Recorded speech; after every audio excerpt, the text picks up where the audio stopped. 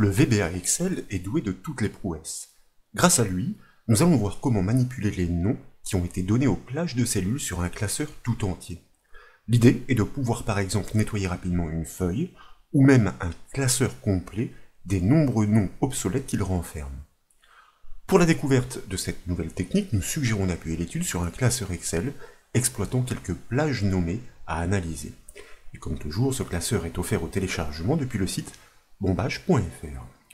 Nous découvrons un classeur constitué de 3 feuilles. C'est la dernière qui est active par défaut. Elle se nomme nom-feuille. Elle présente un tableau vide en attente des renseignements sur les plages nommées enregistrées dans ce classeur. Pour manipuler ces noms de plages, 3 boutons se suggèrent sur la droite de la feuille. Ils sont tous associés à une procédure événementielle, mais chacune est fort naturellement vierge de code à ce stade. Si vous déployez la zone nom en haut à gauche de la feuille, vous constatez que quelques plages nommées ont été définies. Elles sont réparties entre les 2 premières feuilles de ce classeur. C'est la vocation du premier des 3 boutons de les débusquer. Dans le tableau vide, il doit énumérer le nom de chaque plage avec sa feuille d'appartenance et sa zone d'influence, c'est-à-dire les coordonnées de la plage correspondante. Je vous invite maintenant à réaliser le raccourci clavier Alt F11, comme vous le savez, pour basculer dans l'éditeur VBA Excel. Et dans un module nommé module 1, nous y trouvons en effet les 3 procédures. Comme nous l'avons dit, les associations avec les boutons sont déjà réalisées par clic droit, affecter une macro.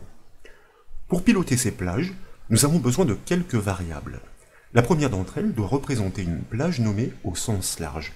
Donc, entre les bornes de cette première procédure, je vous propose de débuter la déclaration de variable, mot-clé dim, avec un premier objet que nous allons nommer nom-p, pour nom-plage, et que nous allons typer comme une plage de cellules asName.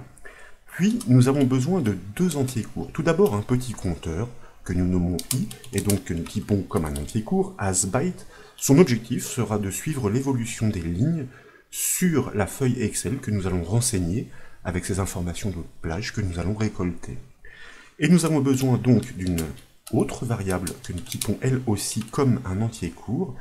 Sa vocation à elle sera de débusquer l'emplacement du point d'exclamation dans chacun des noms de plage, car comme vous le savez, avant le point d'exclamation se situe le nom de la feuille parent, et après le point d'exclamation, les coordonnées de la plage en question. Ensuite, nous pouvons procéder à l'initialisation de 2 de ces variables. Nous allons caler la variable i sur la ligne 4, qui est la première des lignes à implémenter dans ce tableau vide, voyez-vous, à partir de la ligne 4. Et ensuite, je vous propose de réinitialiser avec pas mal de marge la plage de cellules sur laquelle nous allons écrire, pour à chaque clic sur le bouton d'extraction, eh bien, purger ce tableau des anciennes extractions, par exemple, de la cellule C4 à la cellule E100, nous fermons les guillemets, et puis, bien sûr, c'est la propriété value que nous souhaitons réaffecter à vide, c'est-à-dire avec 2 guillemets. Comme nous l'avons déjà fait pour analyser tous les contrôles d'un formulaire, toutes les feuilles d'un classeur, toutes les cellules d'une plage sélectionnées, c'est une boucle for each que nous devons dégainer une fois de plus pour parcourir la collection des plages nommées dans ce classeur. C'est la raison pour laquelle eh bien, je vous propose d'enclencher cette boucle for each sur la variable, ou plutôt l'objet que nous avons déclaré à cet effet, pour pouvoir lui faire parcourir toutes les plages dans la collection des plages in de ce classeur qui est reconnu par l'objet de programmation Active Workbook et qui propose des propriétés et méthodes, dont une propriété qui nous intéresse particulièrement ici, la propriété names, qui renvoie, qui représente la collection des plages nommées dans ce classeur. Bien sûr, et dans la foulée, nous pensons à tout de suite bien borner notre boucle de manière à pouvoir ensuite l'implémenter. Et c'est là que intervient notre variable pose, qui doit mémoriser pour chaque nom de plage passé en revue, pour chaque plage, pardon, passée en revue, eh bien l'emplacement du point d'exclamation oui, grâce à la fonction instr, qui, comme vous le savez, permet de rechercher à partir d'une position donnée, ici en l'occurrence le premier caractère, dans une chaîne. Cette chaîne n'est autre que notre plage nommée, la présence d'une occurrence, cette occurrence, celle qui nous intéresse ici, et le point d'exclamation, et donc nous pouvons fermer la parenthèse de notre fonction instr. Si la position retournée par la fonction instr est bien supérieure à 0, donc qu'elle existe, cela signifie que notre point d'exclamation a été débusqué, qu'il s'agit d'une plage conforme, et que nous pouvons étudier. C'est la raison pour laquelle, dans cette instruction conditionnelle, nous choisirons de poursuivre le traitement. En travaillant sur l'objet non-P représentant chaque plage tour à tour, nous allons maintenant pouvoir l'exploiter pour lui extorquer les renseignements que le tableau de la dernière feuille attend, et comme, pour le rappel, vous pouvez le voir, donc en colonnes respectives 3, 4 et 5, à partir de la ligne 4, et puis sur la ligne 5 et les suivantes. Donc, eh bien, nous sommes bien dans notre boucle for each, nous sommes pour l'instant sur la ligne 4, nous exploitons notre objet cells qui représente par défaut la collection des cellules, mais là, nous pointons sur la ligne 4 et sur la troisième colonne pour débuter. Point value, eh bien, pour affecter son contenu du nom de la plage pour commencer, la première des plages passées en revue, et en l'occurrence, maintenant que notre variable non-P a pris son type par l'affectation de la boucle for each, eh bien, elle propose la propriété name qui retourne le nom de la plage en cours d'analyse. Dans l'enchaînement, eh bien, nous devons ensuite affecter les cellules de la quatrième et de la cinquième colonne, comme nous le disions. En ce qui concerne la quatrième colonne, nous souhaitons connaître le nom de la feuille. Mais dans ce nom, donc tout ce qui est situé, si vous voulez, avant le point d'exclamation dont nous avons réussi à extraire la position. Et nous allons en profiter aussi pour enlever le symbole égal qui est en préfixe de cette chaîne. Donc nous exploitons la fonction VBA replace sur le début de la chaîne, donc renvoyée par cette variable objet non-P, donc left sur cette variable non-P, alors non pas non-P name, car la propriété name renvoie le nom de cette plage, et nous, ce qui nous intéresse, eh bien, ce sont toutes ces coordonnées, nom de feuille, point d'exclamation, et puis coordonnées de la plage, que nous faisons agir, alors je ferme ma parenthèse trop tôt, nous sommes dans la fonction left, que nous faisons agir sur les premiers caractères jusqu'à l'emplacement du point d'exclamation, donc pose -1, pour ne pas inclure justement ce point d'exclamation. Et nous sommes de retour, après avoir fermé la parenthèse, dans les bornes de notre fonction replace, à laquelle nous allons demander de remplacer le symbole égal par une chaîne vide. En d'autres termes, nous supprimons ce symbole égal. Et puis, il nous faut maintenant extraire la partie qui est située après ce point d'exclamation. Là encore, nous allons exploiter la fonction replace et nous allons voir pourquoi. Cette fois-ci, nous ne prélevons plus à partir du début de la chaîne, mais à partir du milieu d'un emplacement précis grâce à la fonction mid que nous faisons agir sur notre plage nommée, mais après l'emplacement du point d'exclamation, donc pose +1. Et cette fois, ce sont tous les dollars des références absolues que nous souhaitons remplacer par une chaîne vide pour, si vous voulez, y voir plus clair dans les coordonnées de ces plages qui vont ainsi être restituées. Pour finir, il peut paraître opportun de détruire l'objet une fois la boucle terminée, donc après cette boucle next non-P, je vous propose de réinitialiser par don7 notre objet non-P à nothing, ce qui a pour effet de le détruire et donc de le sortir de la mémoire de l'ordinateur.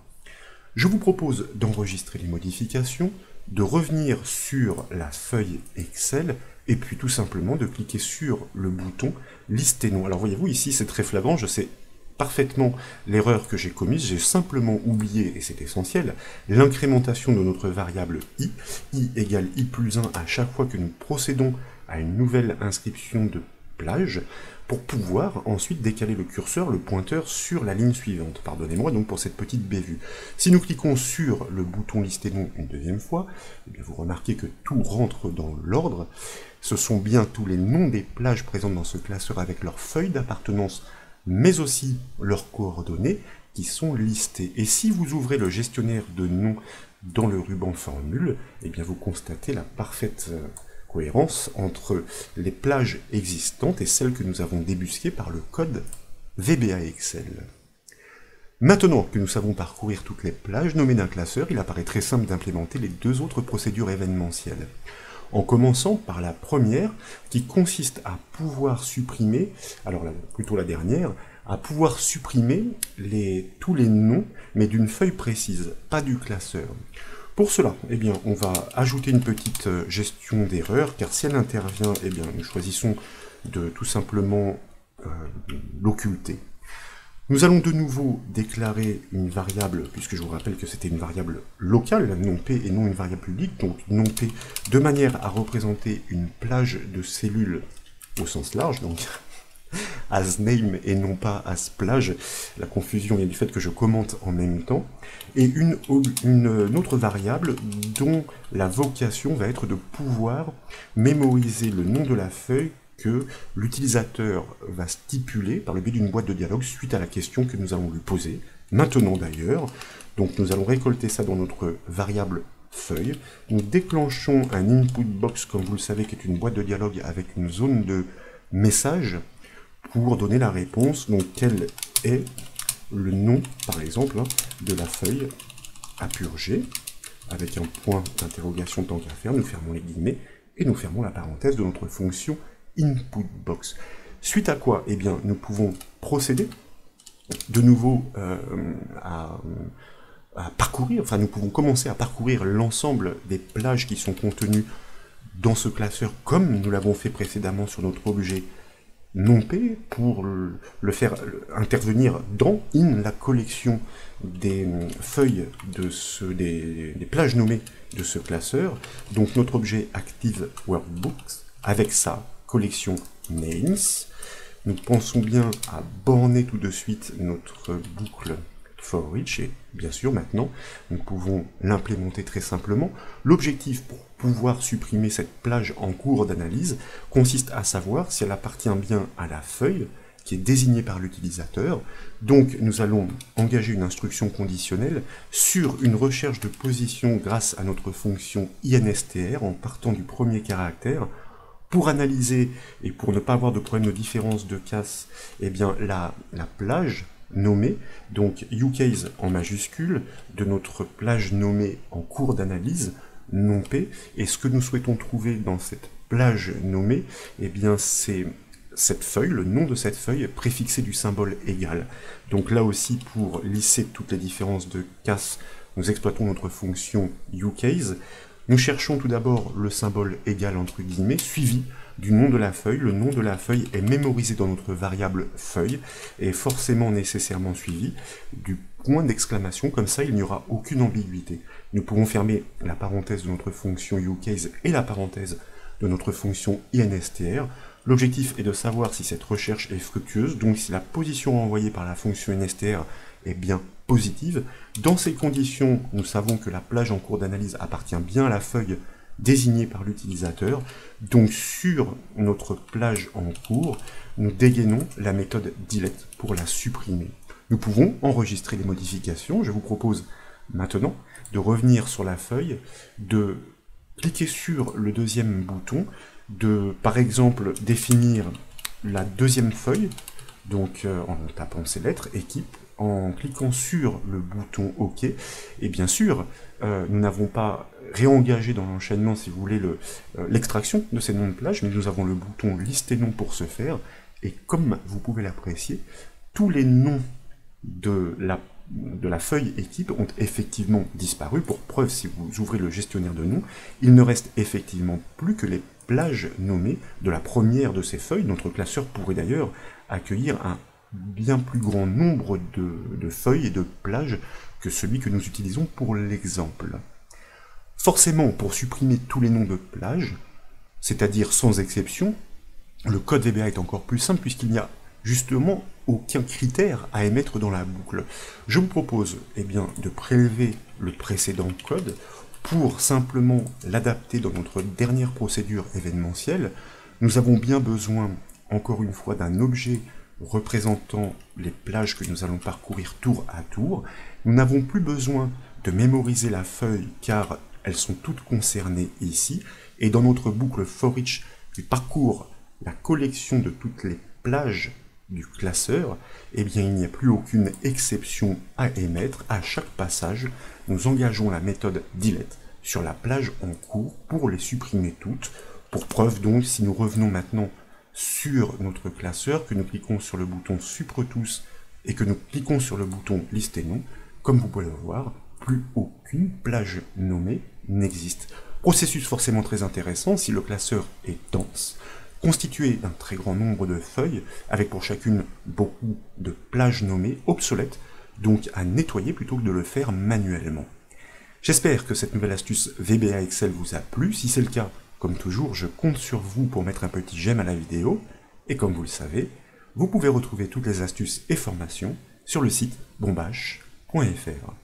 Je vous remercie.